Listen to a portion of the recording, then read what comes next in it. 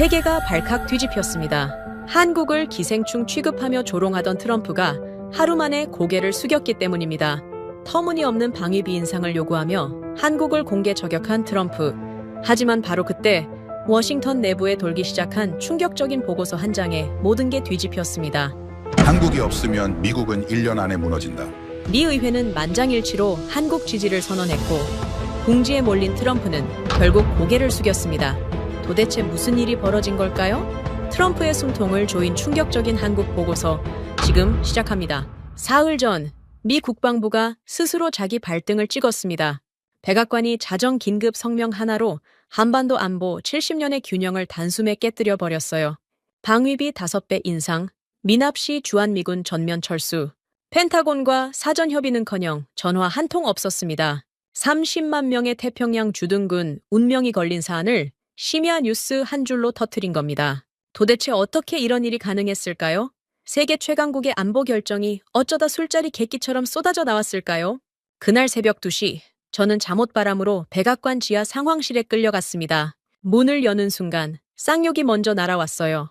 아서 펜스 수석 부보좌관이 의자에 다리를 꼬고 앉아 제 얼굴을 노려보고 있었습니다. 저는 윌리엄 스탠턴, 펜타곤 동아시아 안보국 수석국장으로 30년째 한미 동맹의 숫자를 다뤄온 사람입니다. 그 30년의 경험이 그날 밤 단 한 푼의 가치도 없다는 걸 깨닫는 데 차에 10분이 걸리지 않았어요. 상황실 스크린에는 이미 전 세계 언론이 미쳐 돌아가고 있었습니다. 한국은 무임승차 기생충, 방위비 5배 아니면 철수, 자극적인 속보가 쉴 새 없이 갱신되고 있었죠. 펜스가 입을 열었습니다. 스탠턴, 한국 놈들한테서 돈 뜯어낼 군사적 근거를 내놔. 그 목소리에는 국가 안보에 대한 고민 따위는 한 톨도 없었어요. 저는 코트 주머니에서 구겨진 안보 평가서를 꺼냈습니다. 출발하기 전 급하게 챙긴 것이었어요. 한미 동맹 구조의 기본 골격, 주한미군 철수 시 태평양 방어선에 미치는 연쇄 효과, 그리고 한국군의 현재 전력 수준, 30년 동안 축적한 데이터의 핵심만 추린 서류였습니다. 저는 그 서류를 펜스 앞으로 밀었어요. 부보좌관님, 이 자료부터 보셔야 합니다. 한국을 압박하기 전에 우리가 감당해야 할 리스크가 있습니다. 펜스는 서류를 집어들었습니다. 쌈쏘, 아니, 2초도 안 됐을 겁니다. 펜스가 그 서류를 양손으로 찢어버렸어요. 반으로, 그리고 다시 반으로 30년치 안보 데이터의 정수가 4조각이 되어 테이블 위에 흩어졌습니다. 펜스는 찢어진 종이 조각을 손끝으로 튕기며 코수숨을 쳤어요. 스탠턴, 네가 뭔가 착각하고 있나 본데 각하께서 이미 입을 여셨어. 전 세계가 들었고 이제 네가 할 일은 각하의 말씀이 사실이라는 숫자를 만드는 거야. 숫자를 만들라, 분석하라는 게 아니었습니다. 존재하지 않는 결론을 먼저 정해놓고 거기에 맞는 가짜 데이터를 조립하라는 뜻이었어요. 위가 뒤집히는 것 같았습니다. 펜타곤에서 30년 동안 저를 지탱해온 건 숫자의 정직함이었어요. 데이터는 거짓말을 하지 않는다. 그게 제 신조였습니다. 그런데 지금 이 남자는 그 신조를 제 손으로 부수라고 명령하고 있었어요. 펜스가 자리에서 일어났습니다. 천천히 스크린 쪽으로 걸어가더니 리모컨을 집어들었어요. 화면이 전환됐습니다. 백악관 성명서 초안이 떴어요. 거기에는 이미 한국군 단독 전력 부재 확인이라는 문구가 버젓이 박혀 있었습니다. 아직 시뮬레이션은 돌리지도 않았는데 결론이 먼저 완성되어 있었던 겁니다. 보이지? 빈칸만 채우면 돼. 한국이 우리 없이는 사흘도 못 버틴다는 숫자를 이어 깔끔하게 심장이 바닥으로 가라앉았어요. 이건 안보 정책이 아니었습니다. 동맹국을 인질로 잡고 돈을 뜯어내겠다는 각본이었어요. 그 각본에 펜타곤의 직인을 찍으라는 거였습니다. 바로 그때 옆에 앉아있던 데이비드 밀러 팀장이 벌떡 일어났습니다. 밀러는 저보다 15살 어린 전략 분석관이었어요. 태평양 시뮬레이션 시스템을 직접 설계한 사람이기도 했죠. 부보좌관님, 시스템에 거짓 변수를 넣으면 이후 모든 안보 시뮬레이션의 신뢰도가 무너집니다. 이건 한국 문제가 아니라 미합중국 국방 시스템 전체의 문제입니다. 밀러의 목소리는 단단했어요. 하지만 펜스는 눈 하나 깜짝하지 않았습니다. 오히려 밀러를 향해 천천히 고개를 돌렸어요. 그 움직임이 느릿느릿할수록 상황실의 공기가 무거워졌습니다. 밀러 팀장, 지금 네가 서 있는 자리가 어딘지 알아? 백악관이야. 여기서 군말하면 내일 아침 내 책상 위에 헌병대 소환장이 올라가 있을 거야. 밀러의 얼굴이 굳었습니다. 펜스는 거기서 멈추지 않았어요. 보안 서약 위반, 직무 불복종, 아니면 내가 마음만 먹으면 간첩 혐의도 갖다 붙일 수 있어. 뭐가 좋아? 상황실에 침묵이 내려앉았습니다. 밀러의 주먹이 부들부들 떨리고 있었어요. 저는 그 떨림을 봤습니다. 밀러가 입을 열려는 순간 제가 먼저 밀러의 팔을 잡았어요. 밀러, 앉아. 밀러가 저를 돌아봤습니다. 눈이 충혈되어 있었어요. 왜 저를 말리느냐는 표정이 역력했습니다. 하지만 저는 밀러보다 오래 이 바닥에서 살아남은 사람이었어요. 벤스가 헌병대를 들먹인 순간 이건 토론이 아니라 협박이 됐습니다. 30년 커리어, 연금, 가족의 의료보험, 그 모든 것이 벤스의 손가락 끝에 달린 거였어요. 비겁했습니다. 저도 알고 있었어요. 하지만 밀러까지 끌려 내려가는 걸 눈앞에서 볼 수는 없었습니다. 밀러가 천천히 자리에 앉았어요. 고개를 떨궜습니다. 주먹은 여전히 떨리고 있었지만 입은 다물었어요. 벤스가 만족스러운 표정으로 다시 의자에 몸을 파묻었습니다. 다리를 꼬고 손가락으로 테이블을 톡톡 두드렸어요. 마치 이 모든 게 예정된 수순이었다는 듯이 요헤이! 그러면 정리하지. 스탠턴 한국군이 우리 없이는 사흘도 못 버틴다는 시뮬레이션을 돌려 각하의 발언이 사실이었다는 걸 증명하는 숫자를 만들어서 날이 밝기 전에 내 책상에 올려놔. 저는 대답하지 못했습니다. 목이 막혀 있었어요. 벤스가 제 침묵을 동의로 받아들였는지 손을 휘저으며 나가라는 신용을 했습니다. 상황실 문을 나서는데 다리가 말을 듣지 않았어요. 복도의 형광등이 유난히 차갑게 느껴졌습니다. 등 뒤에서 벤스의 웃음소리가 들렸어요. 무언가 측근에게 농담을 던진 모양이었습니다. 미합 중국의 동맹 70년을 결정하는 자리에서 터져나온 웃음이었어요. 밀러가 옆에서 나란히 걸었습니다. 아무 말도 하지 않았어요. 하지만 저는 밀러의 호흡이 거칠어진 것을 느낄 수 있었습니다. 분노인지 수치심인지 아마 둘 다였을 겁니다. 펜타곤 지하 벙커로 향하는 차 안에서 저는 창밖을 봤습니다. 워싱턴의 새벽은 아직 어두웠어요. 이 도시의 불빛 아래서 30년을 보냈습니다. 냉전의 끝자락부터 걸프전, 아프간, 이라크, 그리고 한반도, 제 손을 거친 시뮬레이션의 숫자들은 언제나 정직했어요. 그 숫자들이 미합 중국을 지켜왔다고 저는 그렇게 믿어왔습니다. 그런데 오늘 저는 그 숫자를 조작하러 가고 있었어요. 한 나라의 안보를 깎아내리고 동맹국의 가치를 영링으로 만드는 거짓 보고서를 쓸어가는 길이었습니다. 30년 경력의 끝이 이것이라니. 연금을 지키기 위해 직업적 양심을 팔아넘기는 비겁한 관료. 그게 윌리엄 스탠턴의 정체였어요. 펜타곤 지하 주차장에 차가 멈췄습니다. 밀러가 먼저 내렸어요. 저는 잠시 좌석에 앉은 채 움직이지 못했습니다. 손이 핸들 위에서 떨리고 있었어요. 이 떨림이 두려움 때문인지 자기 혐오 때문인지 구분이 되지 않았습니다. 지하 3층 벙커로 내려가는 엘리베이터 안에서 밀러가 처음으로 입을 열었어요. 국장님, 시스템은 거짓말을 못합니다. 변수를 아무리 조작해도 결론이 맞아떨어지려면 한국군 전력 데이터를 통째로 삭제해야 해요. 그건 흔적이 남습니다. 저는 밀러의 말이 맞다는 걸 알고 있었습니다. 펜타곤의 전략 시뮬레이션 시스템은 입력된 데이터의 무결성을 스스로 검증하도록 설계되어 있었어요. 숫자를 조작하면 시스템이 경고를 뱉을 게 뻔했죠. 하지만 벤스는 그런 기술적 세부 사항에는 관심이 없는 사람이었습니다. 엘리베이터 문이 열렸어요. 지하 3층 벙커의 냉각 장치가 웅웅거리는 소리가 귀를 채웠습니다. 이 안에 미합 중국의 모든 안보 시뮬레이션을 관장하는 슈퍼컴퓨터가 있었어요. 제가 30년 동안 가장 신뢰해 온 존재였습니다. 사람은 거짓말을 했지만 이 기계는 한 번도 거짓말을 한 적이 없었어요. 밀러가 터미널 앞에 앉았습니다. 키보드에 손을 올려놓고 저를 올려다봤어요. 시작하겠느냐는 눈빛이었습니다. 저는 고개를 끄덕였어요. 무거운 고개를 겨우겨우 끄덕였습니다.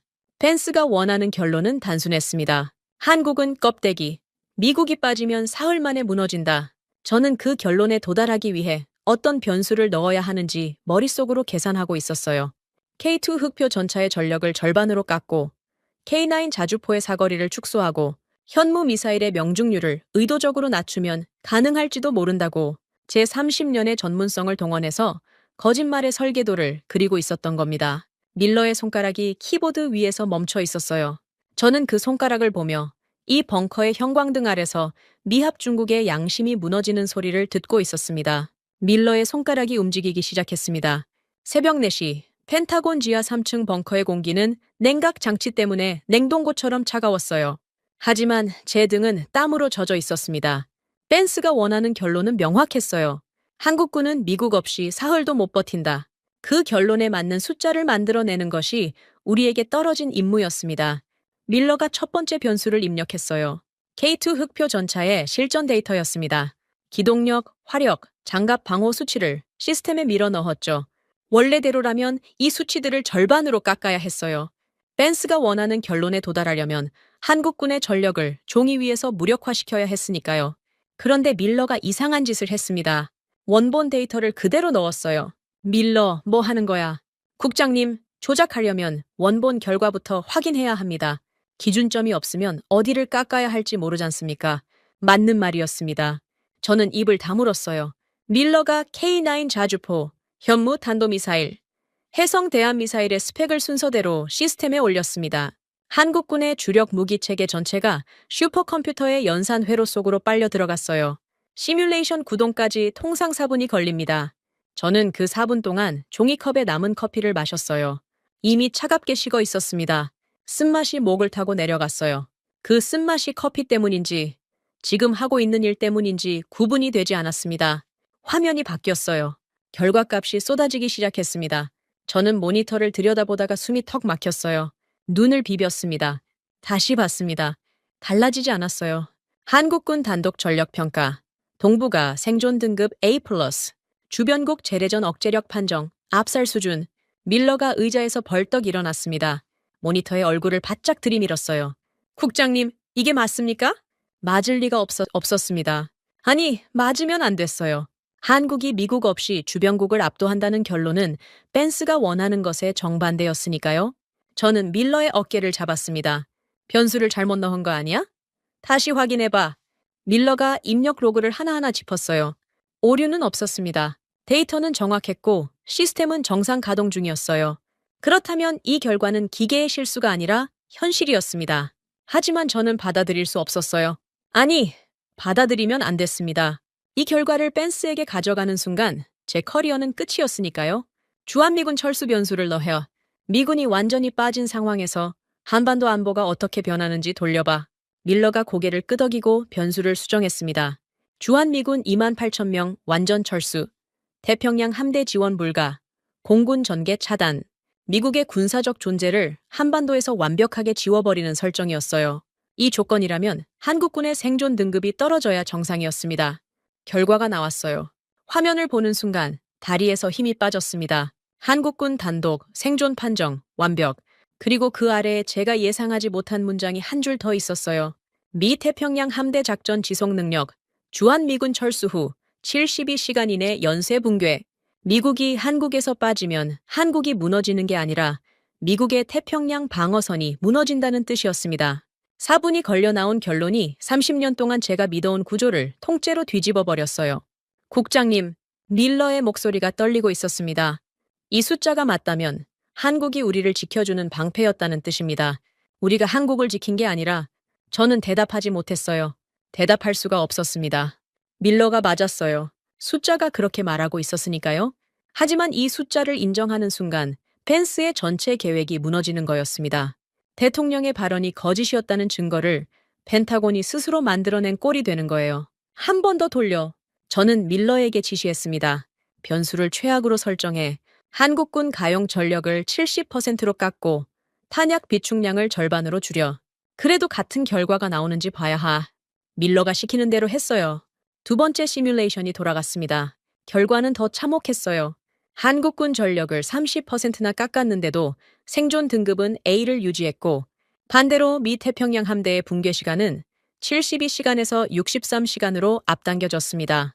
괌 방어선 소멸까지 54시간이라는 숫자도 새로 튀어나왔어요. 세 번째를 돌렸습니다. 한국군 전력을 50%까지 깎았어요.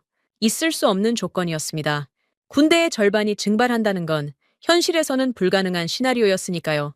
그런데도 시스템은 한국군의 단독 생존을 유지했어요. 등급이 B+로 떨어지긴 했지만 여전히 주변국 재래전 억제력을 보유한다는 판정이었습니다. 그리고 미 태평양 함대 붕괴 예상 시간은 51시간으로 더 줄었어요. 밀러가 의자 등받이에 몸을 기대며 두 손으로 얼굴을 감쌌습니다. 제가 동할 때마다 우리 쪽이 더 망합니다. 이건 기계 오류가 아니에요, 국장님. 저는 모니터 앞에 서서 아무 말도 하지 못했어요. 30년 동안 제가 다뤄온 숫자들이 지금 제 앞에서 하나의 사실을 외치고 있었습니다. 한국은 껍데기가 아니었어요. 한국은 태평양 안보의 핵심 기둥이었고 그 기둥을 빼는 순간 무너지는 건 한국이 아니라 미합 중국이었습니다. 밀러가 출력 버튼을 눌렀어요. 프린터에서 보고서가 나왔습니다. 따뜻한 종이를 손에 쥐는 순간 손가락이 떨렸어요. 이 종이를 벤스에게 가져가면 저는 끝장이었습니다. 가져가지 않아도 끝장이었어요. 저는 그 보고서를 접어서 서랍 깊숙이 밀어 넣었습니다. 금고 비밀번호를 돌리고 자물쇠를 잠갔어요. 세상에서 가장 비겁한 방식으로 진실을 가뒀습니다. 바로 그 시각, 벤스는 별도의 전쟁을 벌이고 있었어요. 주미 한국 대사관에 직접 전화를 걸었다는 보고가 들어왔습니다. 벤스가 대사관 당직 참사관에게 한 말은 이랬어요. 한국 친구들, 수표 끊어올 준비나 해. 아침까지 안 오면 짐 싸야 할 거야. 조롱이었습니다. 외교적 언어의 탈을 쓴 모욕이었어요. 그런데 대사관의 반응이 이상했습니다. NSA 감청 기록에 따르면 한국 대사관 참사관은 벤스의 발언에 단 한마디의 감정적 대응도 하지 않았어요. 부보좌관님의 발언 원문을 텍스트로 본국에 송고하겠습니다. 좋은 밤 되십시오. 그 한마디만 남기고 통신을 끊어버렸습니다. 저는 그 감청 기록을 읽으면서 묘한 불안을 느꼈어요. 일반적으로 동맹국이 이런 모욕을 당하면 격앙되거나 최소한 유감을 표명합니다.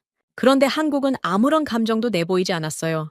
마치 이 상황 자체가 자기들의 시나리오 안에 있다는 듯이 담담하게 기록만 남기고 전화를 끊었습니다. 그리고 몇 시간 뒤 NSA 분석관이 제 책상에 급보를 올렸어요. 한국 국방부 내부 통신 감청 내용이었습니다. 저는 호소문이 올 줄 알았어요. 미국과의 관계를 재고해달라는 탄원이나 대통령에게 보내는 서한 초안 같은 것을 예상했습니다. 화면에 뜬 내용을 보고 의자에서 미끄러질 뻔했어요. 한국 국방부가 작성하고 있던 문서의 제목은 이것이었습니다. 한미동맹 법적 파기 절차서 최종본. 호소가 아니었습니다. 파기였어요. 한국은 미국에 살려달라고 매달리는 대신 스스로 줄을 끊을 준비를 하고 있었습니다. 그것도 감정적인 성명서가 아니라 법적 절차서를 한 글자 한 글자가 조항 번호와 이행 기한으로 채워진 서류를 완성하고 있었어요. 감청 기록의 마지막 줄에는 차기준이라는 이름이 있었습니다.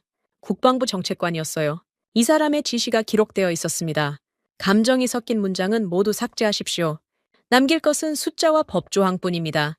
그 한 줄을 읽는 순간 등골이 서늘해졌어요.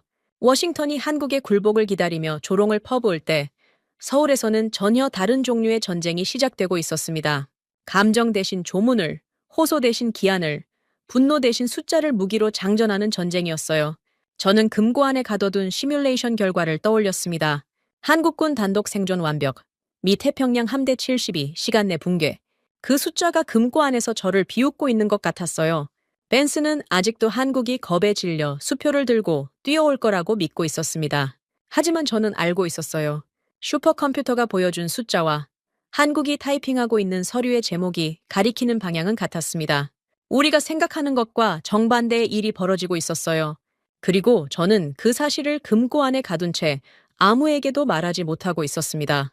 워싱턴 시각 오전 9시 정각이었습니다. 저는 펜타곤 사무실에서 밤을 꼬박 새운 채 세 번째 커피를 마시고 있었어요. 금고 안에 넣어둔 시뮬레이션 결과가 머릿속에서 떠나지 않았습니다. 한국군 단독 생존 완벽, 미 태평양 함대 72, 시간 내 붕괴.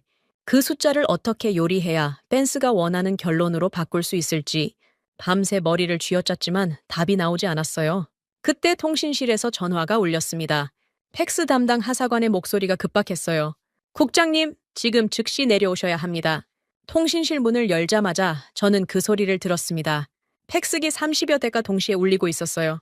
왱왱왱. 기계음이 방 전체를 채우고 있었습니다. 한 대가 아니라 30대가 일제히 종이를 토해내는 광경은 처음이었어요. 하사관이 가장 먼저 출력된 용지를 제게 건넸습니다. 손이 떨리고 있었어요. 하사관의 손이 아니라 제 손이었습니다. 첫 줄을 읽었어요. 미합 중국의 일방적 철수 의사 공식 접수 및 후속 조치 통보. 건조한 글씨체, 사무적인 문장, 감정이 담긴 단어는 한 글자도 없었습니다. 대한민국 국방부 장관의 직인이 붉게 찍혀 있었어요. 그 붉은 원형 인장을 보는 순간 커피가 역류하는 것 같았습니다. 저는 한국의 협상단이 올 줄 알았어요. 아니, 미국 전체가 그렇게 생각하고 있었습니다. 벤스는 새벽에 측근들에게 이렇게 말했다더군요. 오전 중으로 한국 놈들이 울면서 워싱턴의 표를 끊을 거야. 백악관 참모진도, 국무부도, 펜타곤의 다른 부서들도 모두 같은 예상을 하고 있었어요. 한국이 미국의 압박에 굴복하고 고개를 숙인 채 찾아오리라는 70년 동안 한 번도 의심한 적 없는 시나리오였습니다. 그런데 도착한 건 협상단이 아니라 공문이었어요. 사람 대신 종이가 날아왔습니다. 그것도 백악관과 펜타곤에 동시에. 저는 공문을 한 줄 한 줄 읽어 내려갔습니다. 두 번째 문단에서 숨이 막혔어요. 본 공문 수신 시점으로부터 정확히 72시간 이내에 철수 발언에 대한 공식 철회 공문이 접수되지 않을 경우 아래 명시된 3개 조항은 예외 없이 자동 집행됩니다. 72시간, 사흘이었습니다. 한국이 미합 중국에 사흘의 기한을 준 겁니다. 아래로 눈을 내렸어요. 요구 조건 제1항, 주한미군 기지, 무상임대 계약, 즉각 폐기 및 소급 과태료 부과, 오산, 평택, 군산, 대구, 한반도 전역에 퍼져 있는 미군 기지의 토지 사용료를 소급해서 청구하겠다는 내용이었습니다. 수십 년 동안 한 푼도 내지 않고 사용해온 부지들이에요. 소급 과태료의 규모를 머릿속으로 계산하다가 포기했습니다. 천문학적이라는 표현이 과장이 아니었어요. 요구 조건 제2항, 미국산 차세대 요격 시스템 도입 계획 전면 백지화 및 선수금 환수, 150억 달러짜리 계약이었습니다. 한국이 이미 지불한 착수금만 수십억 달러에 달했어요. 그 돈을 전부 돌려내라는 뜻이었습니다. 이 계약이 취소되면 록히드 마틴과 보잉의 태평양 사업부가 통째로 흔들릴 수 있었어요. 요구 조건 제3항, 한미연합방산기술 특허 권한 연구 회수. 이 조항을 읽는 순간 손에서 종이가 미끄러질 뻔했습니다. 한미연합개발로 만들어진 무기체계의 특허권을 한국이 영구적으로 회수하겠다는 거였어요. 미국이 현재 운용 중인 무기들 중 한국 기술이 들어간 장비가 얼마나 되는지 저는 너무나 잘 알고 있었습니다. 이 조항이 집행되면 펜타곤의 무기 조달 체계 자체가 마비될 수 있었어요. 세 개의 조항 아래에 차기준이라는 이름이 있었습니다. 작성자였어요. 어젯밤 NSA 감청에서 봤던 그 이름이었습니다. 감정을 모두 지우고 숫자와 법조항만 남기라고 지시했던 사람. 이 공문은 그 지시의 결과물이었어요. 단 한 줄의 호소도, 한 단어의 유감 표명도 없었습니다. 오직 조항 번호와 이행 기한과 집행 절차만이 기계처럼 나열되어 있었어요. 저는 공문을 들고 엘리베이터를 탔습니다. 댄스에게 보고해야 했어요. 백악관 상황실까지 가는 차 안에서 공문을 3번 더 읽었습니다. 읽을 때마다 등에서 식은땀이 흘렀어요. 이 문서를 쓴 사람은 분노하지 않았습니다. 흥분하지도 않았어요. 마치 세금 고지서를 발송하듯이 초강대국의 숨통을 조이는 조항들을 사무적으로 나열하고 있었습니다. 백악관에 도착하기 전에 먼저 소식이 전해졌습니다. 국무부 차관이 이미 차기준 정책관에게 직통 전화를 걸었다는 거였어요. 국무부 차관은 미국 외교 서열 3위의 인물이었습니다. 그 무게감으로 한국을 압박하려 했겠죠. 저는 통화 기록을 받아봤습니다. 차관이 먼저 입을 열었어요. 이 공문이 대체 뭔가? 장난하는 건가? 미합 중국을 상대로 기한을 정하다니 외교적 결례도 정도가 있지. 차기준 정책관의 응답이 기록되어 있었습니다. 숨소리 하나 흔들리지 않은 것으로 분석관이 판단한 음성이었어요. 차관님, 귀국 백악관의 긴급 성명이 주한미군의 일방적 철수를 시사한 것은 귀국의 독자적 판단이었습니다. 본국은 해당 판단을 존중하여 법적 후속 절차를 밟는 것뿐입니다. 차관이 목소리를 더 높였어요. 당장 그 터무니없는 공문을 회수해. 72시간? 미합 중국의 기한을 걸어? 정신이 나갔어. 차기준의 두 번째 응답이 기록의 마지막이었습니다. 현재 남은 시간은 71시간 40분입니다. 공문 수신 확인에 감사드립니다. 좋은 하루 되십시오. 그리고 통신이 끊겼어요. 한국 측에서 일방적으로 전화를 끊어버린 겁니다. 미합 중국 국무부 차관에게, 외교 서열 3위에게 남은 시간만 읊어주고 전화를 뚝 끊어버린 거예요. 저는 통화 기록을 내려놓으며 두 손으로 얼굴을 감쌌습니다. 이건 제가 아는 한국이 아니었어요. 30년 동안 한국은 미국의 요구에 불만이 있어도 결국은 협상 테이블에 앉았습니다. 목소리를 높이더라도 결국은 타협점을 찾았어요. 그런 한국이 지금은 완전히 다른 나라처럼 움직이고 있었습니다. 협상 대신 통보를, 호소 대신 기한을, 대화 대신 끊김을 선택한 거였어요. 백악관 상황실에 도착했을 때 벤스는 이미 공문을 읽은 뒤였습니다. 바닥에 구겨진 팩스 용지가 3장 흩어져 있었어요. 벤스가 던진 것이 분명했습니다. 벤스의 얼굴은 불그락불그락했지만 입에서 나온 말은 예상 밖이었어요. 허풍이야. 쟤들이 감히 미합 중국에 기한을 걸어? 사흘 지나면 울면서 전화할 거야. 저는 차기준의 통화 기록을 벤스에게 건넸습니다. 벤스가 읽었어요. 읽고 나서 코웃음을 쳤습니다. 남은 시간 71시간 40분? 이게 뭐야? 영화야? 벤스는 통화 기록을 테이블 위에 내팽개쳤습니다. 하지만 저는 벤스와 다른 것을 보고 있었어요. 차기준이라는 사람의 음성 분석 결과가 통화 기록 하단에 첨부되어 있었습니다. 심박수 추정치, 음성 떨림 지수, 호흡 강역 분석, NSA 분석관들이 통화 상대의 심리 상태를 추정하기 위해 사용하는 지표들이었어요. 세 가지 지표 모두 정상 범위였습니다. 미합 중국 국무부 차관에게 72시간 데드라인을 통보하면서 이 사람의 심장은 평소와 동일한 속도로 뛰고 있었다는 뜻이었어요. 그게 저를 가장 두렵게 만들었습니다. 화를 내는 상대는 대처할 수 있어요. 감정적인 상대는 실수를 하거든요. 하지만 완벽하게 냉정한 상대, 심박수조차 흔들리지 않는 상대는 이미 모든 수를 계산해 놓은 사람입니다. 벤스는 여전히 한국이 허세를 부리는 것이라 믿고 있었어요. 하지만 저는 지하 금고 안에 잠긴 시뮬레이션 결과를 알고 있었습니다. 한국군 단독 생존 완벽, 미 태평양 함대 72, 시간 내 붕괴. 한국은 허세를 부리는 게 아니었어요. 미국 없이도 살아남을 수 있다는 사실을 이미 알고 있었던 겁니다. 그 사실을 모르는 건 이 건물 안에 있는 우리뿐이었어요. 상황실 벽에 걸린 디지털 시계가 눈에 들어왔습니다. 오전 9시 22분, 71시간 38분이 남아 있었어요. 시계의 초침이 움직일 때마다 제 심장이 조여드는 것 같았습니다. 벤스는 그 초침을 보고 있지 않았어요. 저만 보고 있었습니다. 72, 시간의 카운트다운이 시작된 직후 벤스는 방역에 나섰습니다. 아니, 벤스의 표현을 빌리자면 건방진 것들에게 미합 중국이 누군지 가르쳐주겠다는 거였어요. 상황실에서 공문을 발로 밟아 뭉갠 벤스가 가장 먼저 내린 지시는 한국 방산 자산 동결이었습니다. 미국 내에 있는 한국 방산 관련 계좌, 서버, 기술 자료 전부 얼려 한 톨도 움직이지 못하게 해. 논리는 단순했어요. 한국이 미국 내에 보유한 기술, 자산과 금융 계좌를 인질로 잡으면 한국이 데드라인을 철회할 수밖에 없다는 계산이었습니다. 벤스는 이것을 카운터 펀치라고 불렀어요. 저는 즉시 재무부와 상무부에 동결 요청을 넘겼습니다. 2시간 뒤 재무부에서 보고가 올라왔어요. 읽는 순간 위장이 뒤틀렸습니다. 동결 대상이 없었어요. 한국방위사업청 명의의 미국 내 기술 서버는 공문 발송 12시간 전에 이미 전량 본국으로 이전 완료된 상태였습니다. 금융자산도 마찬가지였어요. 핵심 계좌들이 공문이 팩스기에 올라가기 반나절 전에 깨끗하게 비워져 있었습니다. 한국은 공문을 보내기 전에 먼저 짐을 뺀 겁니다. 미국이 자산 동결 카드를 꺼낼 것을 정확하게 예측하고 선제적으로 모든 인지를 빼돌려 놓은 거였어요. 벤스가 주먹을 휘둘렀을 때 허공만 때린 꼴이었습니다. 저는 이 보고서를 벤스에게 가져갈 수가 없었어요. 밀러 팀장이 대신 갔습니다. 3분 뒤 상황실에서 유리잔 깨지는 소리가 복도까지 들렸어요.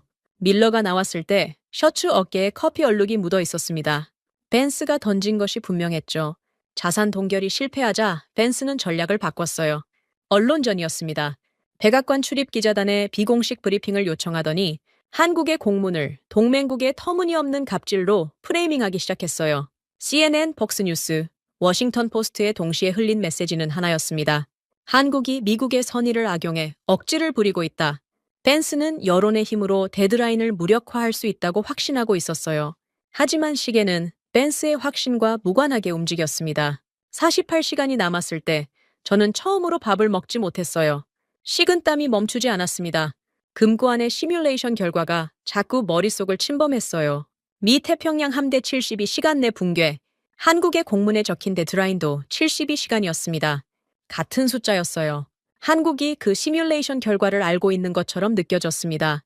우연의 일치라고 생각하기엔 너무 정확했어요. 24시간이 남았을 때 벤스의 행동이 더욱 거칠어졌습니다. 주한미군 사령관에게 직접 전화를 걸었어요. 오산 기지에서 F-16 편대 시동 걸어 서울 상공으로 한 바퀴 돌아 한국 놈들 머리 위에서 굉음 좀 들려줘. 위협 비행이었습니다. 동맹국 수도 상공에 전투기를 띄워 공포를 주겠다는 거였어요. 주한미군 사령관이 난색을 표했지만 벤스는 대통령 권한을 들먹이며 밀어붙였습니다. 저는 더 이상 기다릴 수 없었어요. 벤스의 폭주가 상황을 돌이킬 수 없는 지점으로 몰고 가고 있었습니다. 저는 밀러에게 상황실을 맡기고 사무실로 돌아왔어요. 책상 서랍에서 암호화 통신기를 꺼냈습니다. 이 통신기는 한미 방산 실무 채널용으로 공식 외교 라인과는 별개로 운용되는 비밀 회선이었어요. 저는 이 회선으로 한국방위사업청 법무팀장 서동철에게 전화를 걸었습니다. 벤스에게는 당연히 알리지 않았어요. 알리면 제가 먼저 끌려나갈 테니까요. 이건 윌리엄 스탠턴 개인의 마지막 도박이었습니다. 공식 채널이 막혔으니 비공식으로라도 한국을 달래보겠다는 절박한 시도였어요. 신호음이 3번 울렸습니다. 4번째 신호음 직전에 수화기가 들렸어요. 서동철입니다. 목소리가 너무 평온해서 오히려 소름이 끼쳤어요.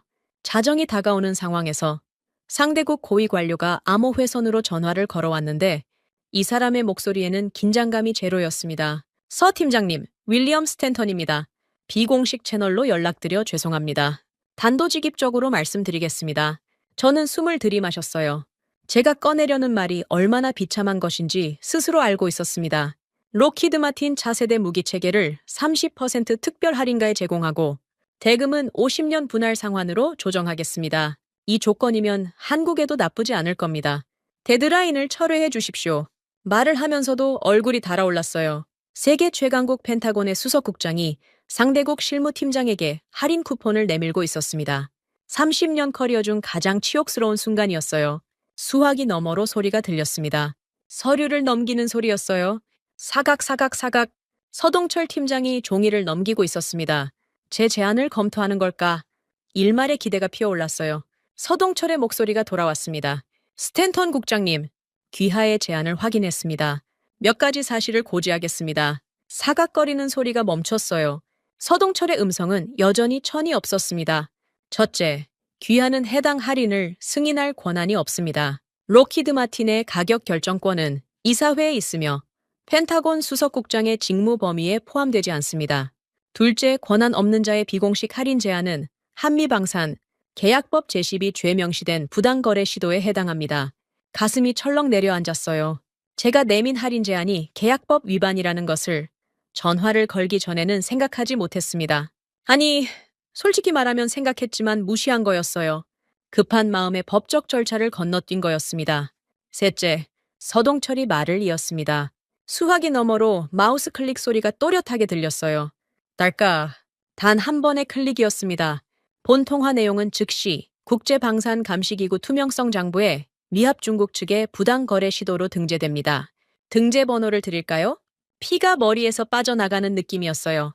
제 비밀 제안이 기각된 것도 모자라 국제감시기구에 실시간으로 박제되고 있었습니다.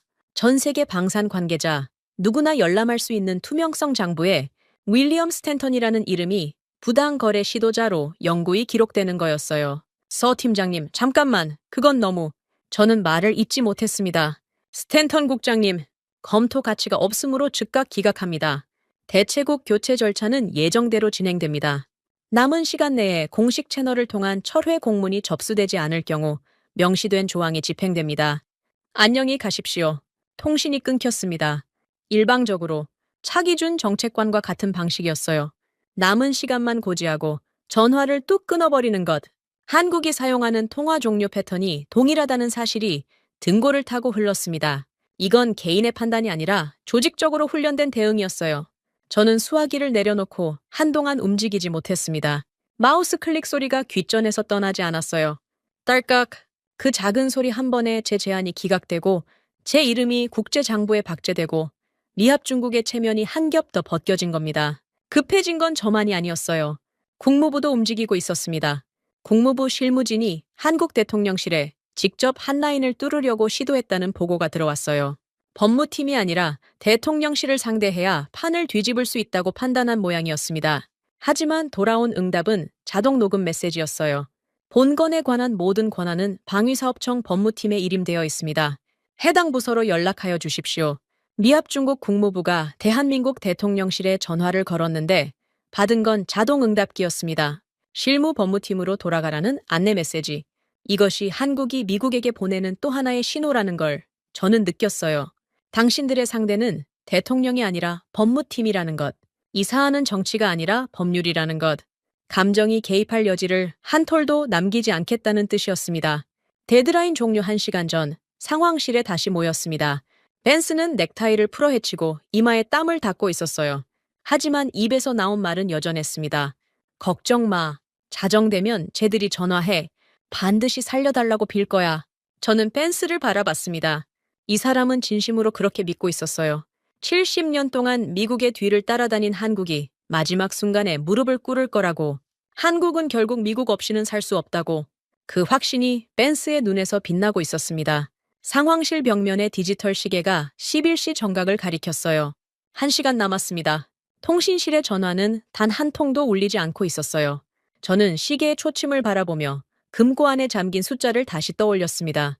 한국군 단독 생존 완벽, 미 태평양 함대 72, 시간 내 붕괴, 그리고 서동철의 마우스 클릭 소리. 딸깍! 제 손바닥이 축축하게 젖어 있었어요. 자정 정각이었습니다. 상황실의 디지털 시계가 0시 0분 0초를 찍었어요. 벤스가 의자에서 몸을 일으키며 통신 콘솔을 바라봤습니다. 전화가 올 거라고 확신하고 있었어요. 한국이 마지막 순간에 무릎을 꿇고 살려달라고 빌 거라고. 벤스의 입꼬리가 살짝 올라가 있었습니다. 1분이 지났어요.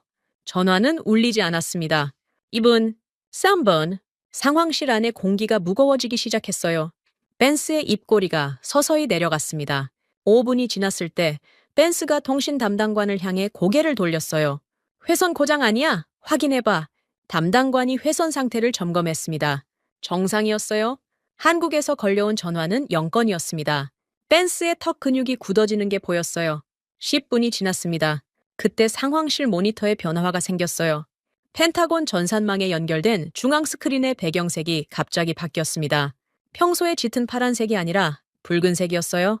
경고 화면이었습니다. 저는 스크린 앞으로 다가갔어요. 화면 중앙에 떠오른 문장을 읽는 순간 무릎에서 힘이 빠졌습니다.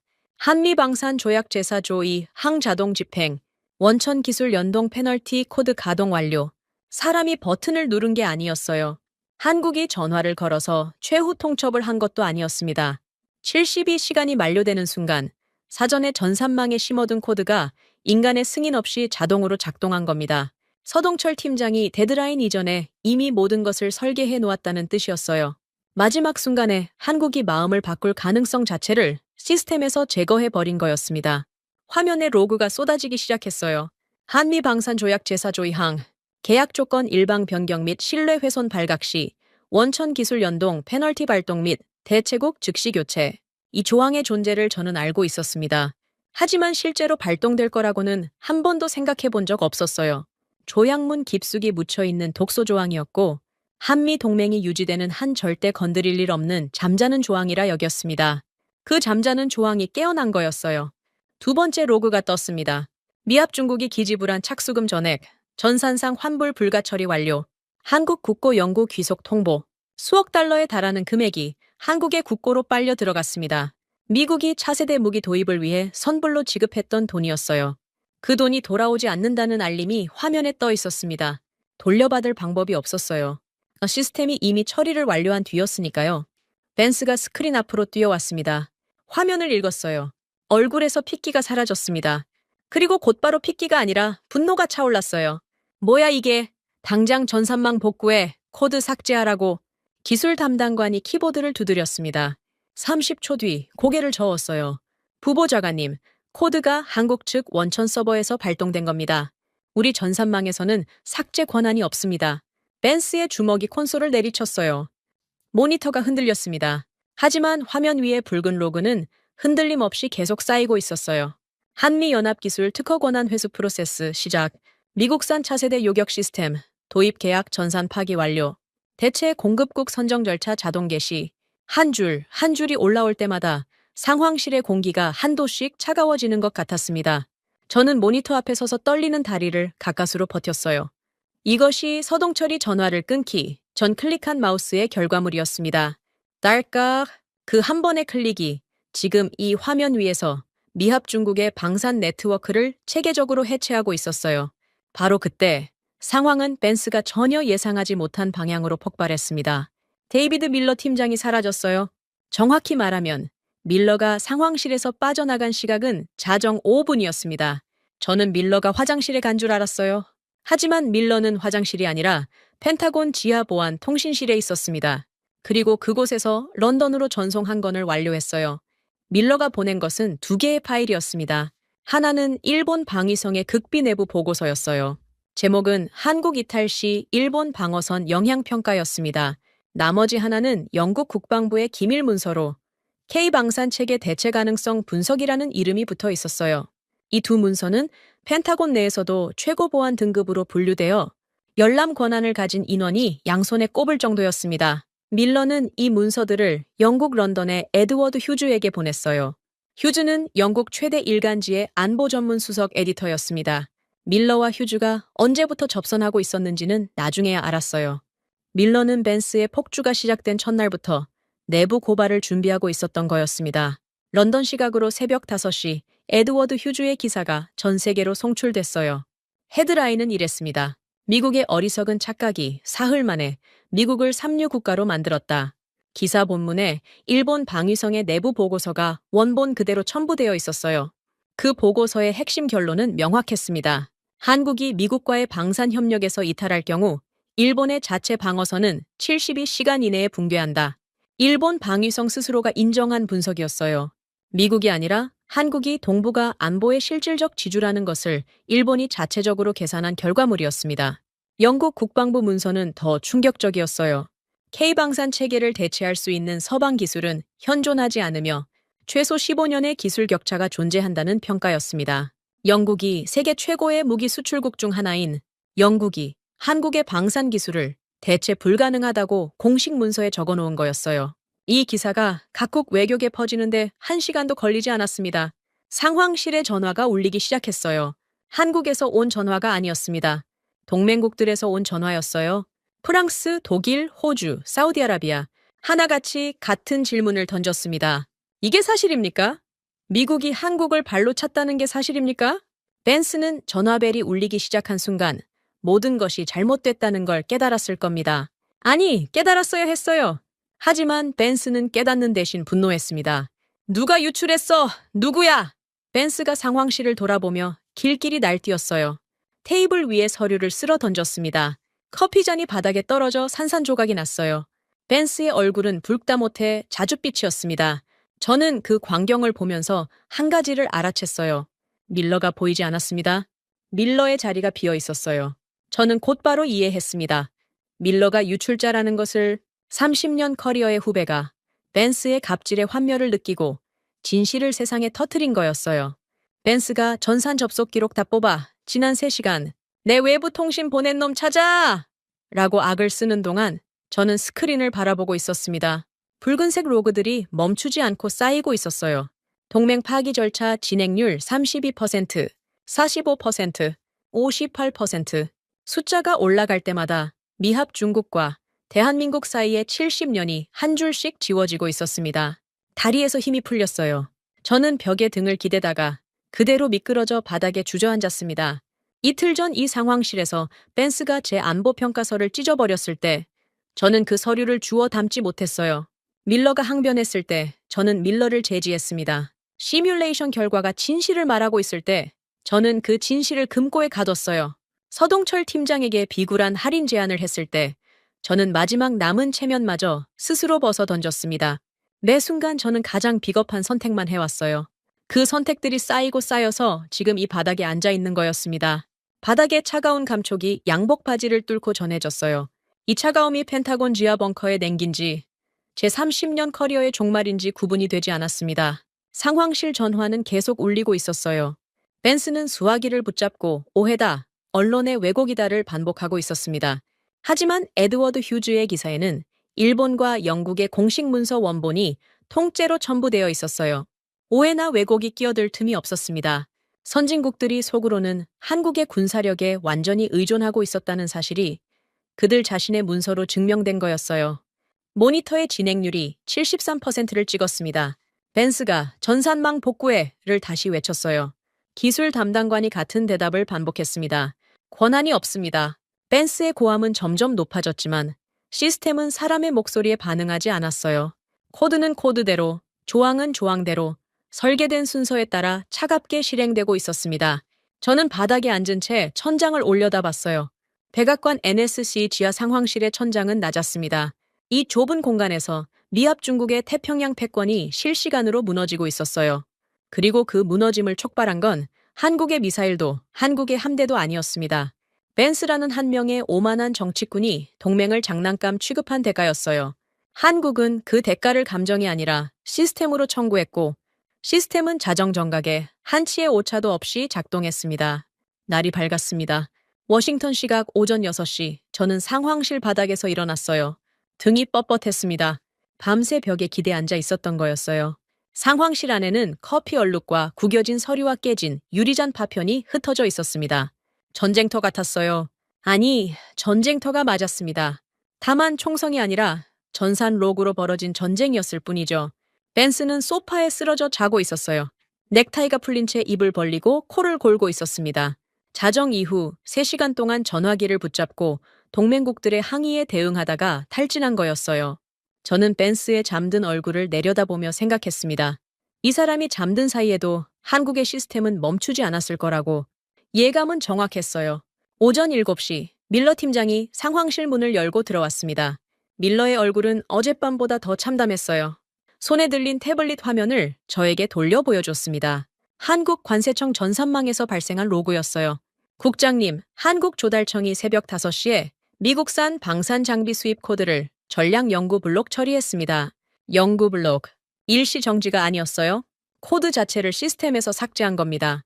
미국산 무기가 한국 항구에 도착해도 통관이 불가능하다는 뜻이었어요.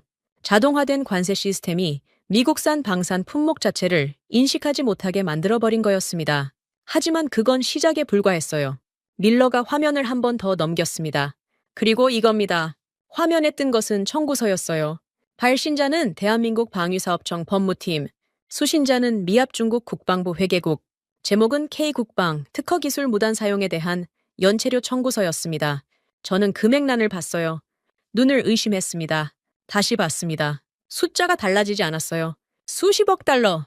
한국이 미국에 청구한 금액이 수십억 달러 단위였습니다. 밀러가 설명했어요. 목소리가 메말라 있었습니다. 한미연합으로 개발된 무기체계에 한국의 원천 기술이 상당 부분 포함되어 있습니다. 그동안은 동맹 관계를 기반으로 상호 무상 사용이 관례였죠. 그런데 어젯밤 제사 조이 한기 발동되면서 그 관례가 법적으로 소멸했습니다. 한국은 자국 특허 기술의 무단 사용분을 소급해서 청구할 권리가 생긴 거예요. 머리가 하얘졌어요. 한국이 단순히 계약을 끊은 게 아니었습니다. 미국이 이미 보유하고 운용 중인 무기에 들어간 한국 기술의 사용료를 역으로 물리고 있었어요. 과거에 무상으로 쓰던 것에 대해 이제 청구서를 날린 겁니다. 미국이 한국을 발로 찼는데 한국이 그 발에 영수증을 붙여서 돌려보낸 꼴이었어요. 그리고 뉴욕 증시가 열렸습니다. 오전 9시 30분, 개장 벨이 울린 지 5분도 채 되지 않아 록히드 마틴 주가가 15% 폭락했어요. 보잉도 마찬가지였습니다. 150억 달러짜리 차세대 요격 시스템 계약 파기 소식이 시장을 덮친 거였어요. 월스트리트의 방산 애널리스트들이 일제히 미국 방산의 최악의 날이라는 리포트를 쏟아냈습니다.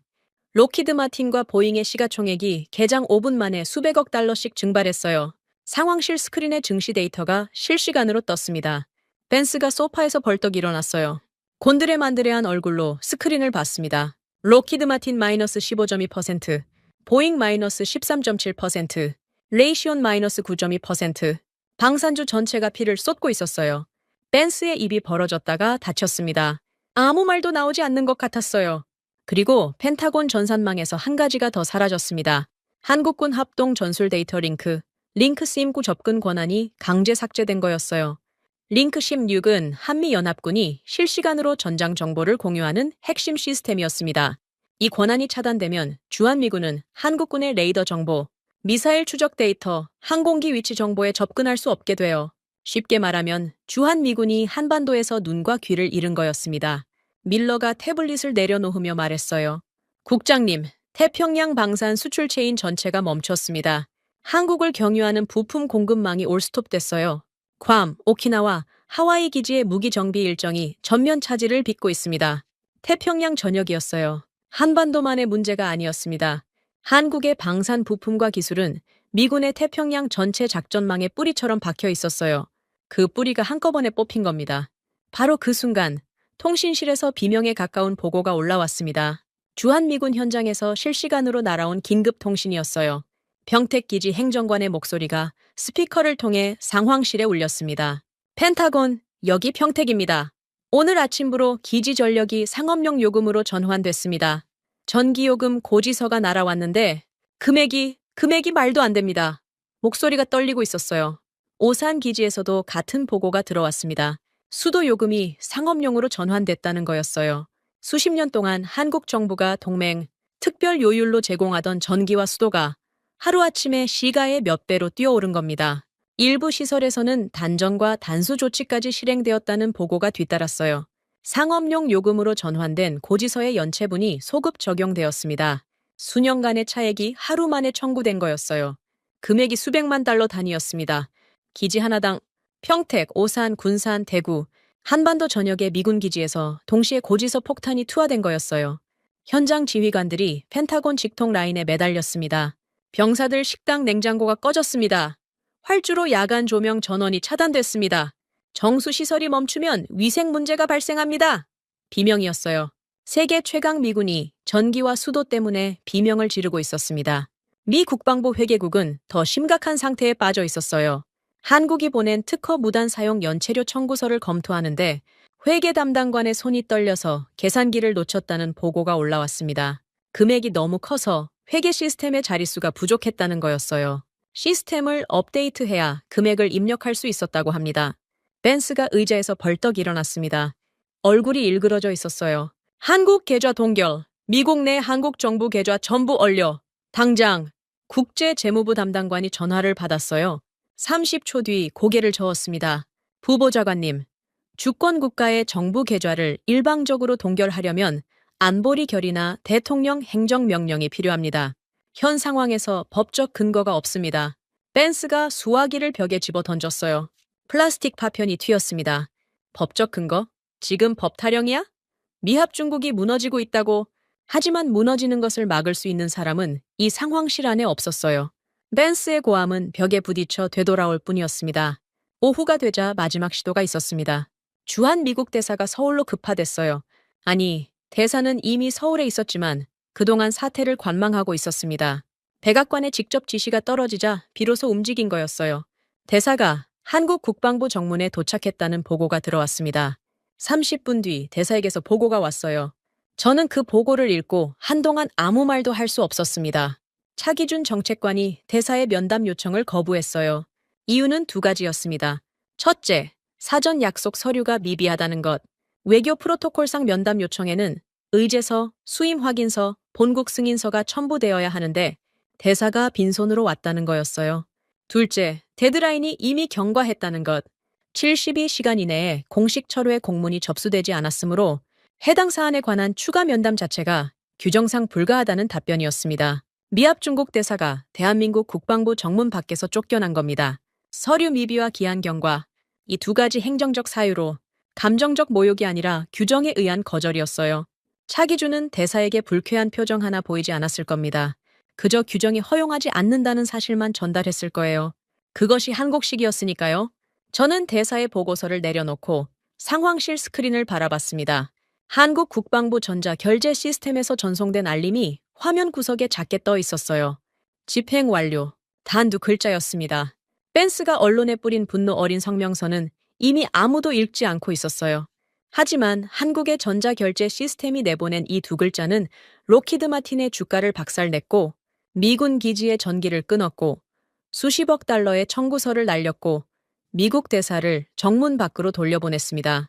벤스의 성명서는 허공에 흩어졌지만 한국의 푸시 알림 한 줄은 미합 중국의 심장을 정확히 도려내고 있었어요. 그 두 글자가 스크린 위에서 조용히 빛나고 있었습니다. 집행 완료. 감정 없이, 오차 없이 한국이 문서로 뱉은 말은 한 글자도 빠짐없이 현실이 되고 있었습니다. 전 세계가 움직이기 시작했습니다. 미국이 아닌 방향으로. 첫 번째 소식은 파리에서 왔어요. 프랑스 국방조달총국의 로랑 뒤부아 총국장이 한국 방위사업청, 실무단이 묵고 있는 파리 시내 호텔에 나타났다는 첩보였습니다. 뒤부아가 들고 온 것은 서류 가방이 아니라 최고급 샴페인이었어요. 도멘 크루그 2018년산, 병당 500달러가 넘는 물건이었습니다. 외교 관례상 선물치고는 지나치게 파격적이었어요. 이건 축하가 아니라 구애였습니다. 뒤부하가 한국 실무단에 내민 제안서의 내용이 펜타곤 정보망에 잡혔어요. 읽는 순간 저는 의자 등바디를 움켜잡아야 했습니다. 프랑스가 단순히 한국과 계약을 맺겠다는 수준이 아니었어요. 미국이 제사 조의항에 의해 물어야 할 위약금의 3배를 현찰로 한국에 선입금하겠다는 제안이었습니다. 세베이. 미국이 낼 벌금의 3배를 프랑스가 자진해서 먼저 내겠다는 거였어요. 그 대가로 K방산 독점 우선권을 달라는 조건이었습니다. 프랑스 국방부가 동시에 내부 문건에 서명했다는 후속 보고가 왔어요. 미제 F-35 도입 보류 및 K방산 긴급 도입 검토 지시서. 프랑스가 미국의 최신의 전투기를 밀어내고 한국 무기 체계로 갈아타겠다는 공식 절차에 들어간 겁니다. 뒤부하는 호텔 로비에서 샴페인 코르크를 직접 따며 한국 실무단과 건배를 했다고 합니다. 세계 최강국 미국의 방산 패권이 무너지는 그 순간 프랑스는 축배를 들고 있었어요. 저는 이 보고를 펜스에게 가져갔습니다. 펜스는 읽고 나서 코웃음을 쳤어요. 프랑스? 겁쟁이 프랑스가 뭘 할 수 있겠어. 입으로만 떠드는 놈들이야. 하지만 펜스의 코웃음이 차에 끝나기도 전에 2번째 소식이 날아왔습니다. 사우디아라비아였어요. 미합 중국 방산 수출의 최대 고객, 매년 수백억 달러어치 미국 무기를 사가는 황금 거위. 그 사우디의 국방장관이 미 국무장관의 다급한 전화를 받지 않았습니다. 회의 중입니다. 라는 한마디만 남기고 전화를 끊어버렸어요. 국무장관이 3번 더 걸었지만 결과는 같았습니다. 4번째 통화 시도에서는 비서가 장관님께서 서울행 전용기에 탑승하셨습니다. 라고 답했어요. 서울행. 사우디 국방장관이 미국이 아니라 한국으로 가고 있었습니다. 펜타곤 상황실에 이 보고가 올라왔을 때 펜스의 얼굴에서 웃음기가 완전히 사라졌어요. 사우디를 잃는다는 것은 단순한 계약 하나를 잃는 것과 차원이 달랐습니다. 사우디는 미국 방산업체들의 생명줄이었어요. 사우디 국방장관은 서울에 도착하자마자 생방송 기자회견을 열었습니다. 전 세계 언론 카메라 앞에서 400억 달러 규모의 패트리어트 미사일 구매 계약을 전면 백지화한다고 선언했어요. 그리고 같은 자리에서 한국의 전공투 풀패키지 도입 계약서에 서명했습니다. 펜이 종이 위를 긋는 장면이 전 세계로 생중계됐어요. 400억 달러. 그 숫자가 미국의 장부에서 한국의 장부로 넘어가는 순간이었습니다. 상황실 전광판에 속보가 떴어요. 저는 전광판을 올려다보다가 현기증이 났습니다. 사우디만이 아니었어요. 속보가 릴레이처럼 쏟아지고 있었습니다. 중동과 유럽 주요국의 미국산 무기 계약 취소 소식이 융단 폭격처럼 밀려들었어요. 독일이었습니다. 유럽 최강의 육군을 보유한 독일이 미국의 제재 협박을 무시하고 차기 주력 전차 사업을 K2 흑표 단독 수의 계약으로 확정했어요. 미국의 에이브럼스도 독일 자국의 러파르트 후속 기종도 아닌 한국의 K2를 선택한 겁니다. 독일 국방부 대변인은 기술적 우위와 가격 경쟁력, 그리고 공급 신뢰도를 종합평가한 결과라고만 말했습니다. 미국이라는 단어는 한 번도 언급하지 않았어요. 호주가 뒤를 이었어요. 호주 해군이 미국과 진행 중이던 차기 호위함 사업을 전면 재검토한다고 발표했습니다. 한국방위사업청에 긴급 면담을 요청했다는 후속 보고가 바로 뒤따랐어요. 폴란드도 마찬가지였습니다. 이미 미국과 협상 중이던 방공 시스템 도입을 업고 한국산 대안을 검토하겠다는 공식 서한을 서울로 보냈어요. 그리고 영국이 움직였습니다. 이건 저도 예상하지 못했어요. 영국 의회가 24시간 철야 회의를 소집했다는 소식이었습니다. 안건은 단 하나, 한국산 방산 장비에 대한 관세 면제 특별조달법 개정안. 영국이 미국에 가장 가까운 혈맹이라는 영국이 한국 무기만 관세를 면제해주는 법안을 상정한 겁니다. 의회 표결 결과는 만장일치 통과였어요. 반대표 0, 기권 0. 영국 의회 전원이 한국의 손을 들어준 거였습니다. 펜스가 뒤부에게 전화를 걸었어요. 쌍욕에 가까운 항의였습니다. 프랑스가 미합 중국 등에 칼을 꽂는 거야. 나토 동맹을 박살낼 셈이야. 수화기 너머로 뒤부하의 목소리가 스피커를 통해 상황실에 울렸어요. 제가 평생 잊지 못할 문장이었습니다. 펜스, 시장은 떼쟁이가 아니라 신뢰로 움직이네. 자네가 신뢰를 먼저 부셨잖아. 그리고 전화가 끊겼습니다. 프랑스 국방조달총국장이 미합 중국 백악관 수석 부보좌관의 전화를 일방적으로 끊어버린 거였어요. 3주 전만 해도 상상할 수 없는 일이었습니다. 미국의 전화를 프랑스가 끊다니. 하지만 지금은 그게 현실이었어요. 미국이 동맹을 발로 찬 순간 동맹의 무게도 함께 사라진 거였습니다. 벤스는 끊어진 수화기를 한참 동안 들고 서 있었어요. 손이 떨리고 있었습니다.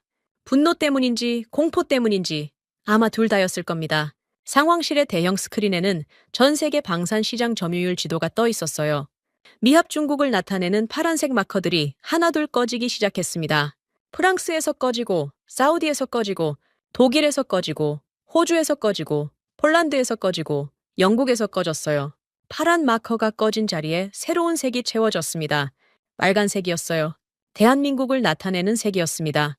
저는 그 지도를 넋 놓고 바라봤어요. 미국의 방산 패권이 실시간으로 타국에 뜯어먹히고 있었습니다. 아니, 뜯어먹힌다는 표현은 정확하지 않았어요. 미국이 스스로 내팽개친 자리를 다른 나라들이 주워가는 것이었습니다. 벤스가 발로 걷어찬 동맹의 빈자리를 콧대 높은 유럽과 중동의 강대국들이 현찰 다발을 들고 선점하러 달려온 거였어요. 펜타곤 전광판에 마지막 속보가 떴습니다. 한국방위사업청이 발신한 공문이었어요. 세계 각국이 앞다투어 한국과 계약을 맺고 수백억 달러의 수표가 서울로 몰려들고 있는 이 광란의 한복판에서 한국이 내놓은 반응은 딱 한 줄이었습니다. 한미 방산 조약 제사 조이항에 의거 합법적 대체국 선정 절차가 완료되었음을 통보합니다. 호들갑이 없었어요. 승리의 환호도 미국을 향한 조롱도 없었습니다. 법적 근거 하나와 절차 완료 통보 한 줄, 수천억 달러가 움직이는 지각 변동의 한가운데서 한국은 행정 서류 한 장만 남겼어요. 감정의 온도가 0도였습니다.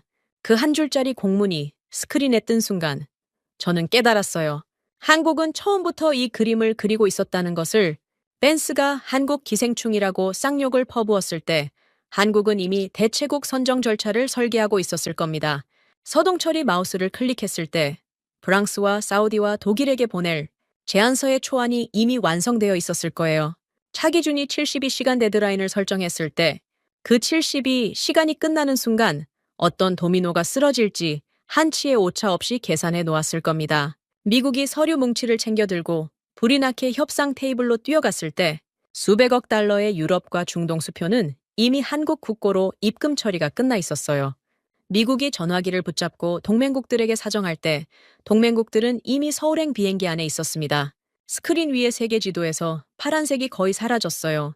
북미 대륙에만 희미하게 남아 있었습니다. 나머지는 전부 빨간색이었어요. 한 주 전만 해도 미합 중국의 색으로 가득했던 지도가 지금은 대한민국의 색으로 물들어 있었습니다. 벤스는 소파에 주저앉아 있었어요. 입을 열지 않았습니다. 처음이었어요. 이 상황실에서 벤스가 입을 닫고 있는 것은 처음이었습니다. 고함도, 쌍욕도, 위협도 나오지 않았어요. 그저 스크린을 바라보고 있었습니다. 자기가 부순 것의 크기를 비로소 가늠하고 있는 표정이었어요. 저는 스크린 옆에 서서 같은 지도를 보고 있었습니다. 벤스의 첫 마디는 한국 놈들한테서 돈을 뜯어내였어요. 그 한마디가 이틀 만에 미합 중국의 방산 패권을 지도 위에서 지워버렸습니다. 한마디에 오만이 수백억 달러의 대가로 돌아온 거였어요. 그리고 그 대가를 치르는 건 벤스가 아니라 미합 중국 전체였습니다. 다음 날 아침이었습니다. 상황실 문이 안쪽에서 잠겨 있었어요. 벤스가 새벽부터 혼자 들어가 있었습니다. 아무도 들여보내지 않았어요. 저는 복도에서 커피를 마시며 기다리고 있었습니다. 밀러 팀장은 어젯밤 이후로 연락이 되지 않았어요. 유출건으로 보안부서의 조사를 받고 있을 거라고 짐작했습니다. 오전 9시 17분 상황실 밖 복도에서 고함이 들렸어요. 경호원 2명이 누군가를 막아서고 있었습니다. 저는 복도 끝으로 고개를 돌렸어요. 양복 차림의 남자가 경호원의 어깨를 밀치며 걸어오고 있었습니다. 얼굴이 벌겋게 달아올라 있었어요. 로키드 마틴의 마이클 도노반 부사장이었습니다. 미국 방산업계에서 도노반을 모르는 사람은 없었어요. 로키드 마틴의 해외 사업 전체를 총괄하는 인물이었습니다. 경호원이 약속 없이는 입장 불가합니다. 라고 말했어요. 도노반이 경호원의 가슴팍을 양손으로 밀어냈습니다. 경호원이 비틀거렸어요. 도노반은 멈추지 않았습니다. 상황실 문 앞까지 걸어와서 발로 문을 걷어찼어요. 잠금 장치가 버티지 못하고 문이 안으로 벌어졌습니다. 저는 도노반의 뒤를 따라 상황실로 들어갔어요. 벤스가 소파에서 일어나고 있었습니다. 도노반은 벤스를 향해 곧장 걸어갔어요. 오른손에 서류 뭉치가 쥐어져 있었습니다. 벤스가 입을 열기도 전에 도노반이 그 서류를 벤스의 얼굴을 향해 내던졌어요. 종이가 부채처럼 흩어지며 벤스의 뺨과 가슴에 부딪혔습니다. 내 놈 입방정에 550억 달러가 날아갔다. 도노반의 고함이 상황실 벽에 부딪혀 울렸어요. 흩어진 서류들이 바닥에 내려앉았습니다. 사우디 계약 취소 영수증, 폴란드 계약 취소 영수증, 독일 계약 전환 통보서, 로키드 마틴이 지난 이틀 동안 잃어버린 계약들의 목록이었어요. 한 장 한 장이 수십억 달러짜리 손실이었습니다. 사우디가 400억 달러를 한국에 줬어. 폴란드가 갔어. 독일이 갔어. 호주가 갔어. 550억. 550억 달러야! 우리 회사만이 아니야. 보잉도 레이시온도 전부 피를 쏟고 있어. 도노반이 벤스의 넥타이를 움켜쥐었어요. 경호원 2명이 달려들었지만 도노반은 놓지 않았습니다. 벤스의 얼굴이 하얗게 질려 있었어요. 입술이 파르르 떨리고 있었습니다. 도노반의 눈에는 살기에 가까운 분노가 차 있었어요. 네가 한국을 기생충이라 불렀지? 네가 방위비 5배를 불렀지? 그 입방정 한 번에 미국 방산의 미래 50년이 날아간 거야. 50년! 경호원들이 간신히 도노반을 떼어냈습니다. 도노반이 뿌리치며 뒤로 물러났어요. 벤스는 구겨진 넥타이를 더듬으며 비틀거렸습니다. 그리고 벤스가 한 일은 제가 이 상황실에서 목격한 가장 추악한 장면이었어요. 벤스가 고개를 돌려 저를 봤습니다. 눈이 충혈되어 있었어요. 그리고 성큼성큼 다가오더니 제 멱살을 잡았습니다. 내 놈들이 데이터를 잘못 뽑아서 대통령을 속인 거야. 펜타곤이 틀린 숫자를 올려서 이 사단이 난 거라고. 내 놈 탓이야, 스탠턴. 꼬리 자르기였어요. 자기가 조작을 지시했으면서 이제 와서 조작된 데이터의 책임을 펜타곤에 떠넘기는 거였습니다. 저를 희생양으로 삼아 자기는 빠져나가겠다는 속셈이 그 충혈된 눈에 그대로 드러나 있었어요. 저는 벤스의 손을 뿌리치지 않았습니다. 뿌리칠 힘도 남아있지 않았어요. 그날 오후 사태는 벤스의 소나기를 완전히 벗어났습니다. 미 상원 군사위원회가 긴급회의를 소집했어요. 여야 구분이 없었습니다. 초당적이었어요. 상원 의원 27명이 공동 서명한 결의안이 채택됐습니다. 아서 벤스 수석 부보좌관 즉각 직위 해제, 백악관 및 펜타곤 관련자 전원 청문회 소환. 벤스의 사진이 CNN 속보 화면에 떴어요. 그 아래에 직위 해제라는 자막이 붉은색으로 깔려 있었습니다. 이틀 뒤 상원 군사위원회 공개 청문회가 열렸습니다. 전 세계 생중계였어요. 워싱턴 시각 오전 10시 청문회장에 카메라 100여 대가 설치됐습니다. 증인석에 벤스와 제가 나란히 앉았어요. 벤스는 양복을 새로 맞춰 입고 넥타이를 단정하게 메고 있었습니다. 마치 아무 일도 없었다는 듯이 저는 30년 된 낡은 양복을 입고 있었어요. 위원장의 질문이 시작됐습니다. 벤스 전 부보좌관, 한국에 대한 방위비 5배 인상 결정의 근거가 무엇이었습니까? 벤스가 마이크를 당겼어요. 목소리가 안정되어 있었습니다. 이 순간까지도 벤스는 자기가 빠져나갈 수 있다고 믿고 있었어요. 위원장님, 저는 펜타곤의 안보 평가 데이터를 기반으로 정책을 수립했을 뿐입니다. 데이터의 정확성은 펜타곤 담당 국장의 책임입니다. 저는 잘못된 데이터를 전달받은 피해자입니다. 벤스가 고개를 돌려 저를 봤어요. 카메라가 일제히 저를 향했습니다. 시청자 수억 명이 저를 보고 있었어요. 벤스는 다시 한번 저를 제물로 삼으려 하고 있었습니다. 그 순간이었어요. 저는 양복 안주머니에 손을 넣었습니다. 손가락이 차가운 금속에 닿았어요. 소형 녹음기였습니다. 그날 새벽 백악관 상황실에서 벤스가 저에게 조작을 지시하던 순간을 녹음한 것이었어요. 30년 관료 생활의 습관이 만든 보험이었습니다.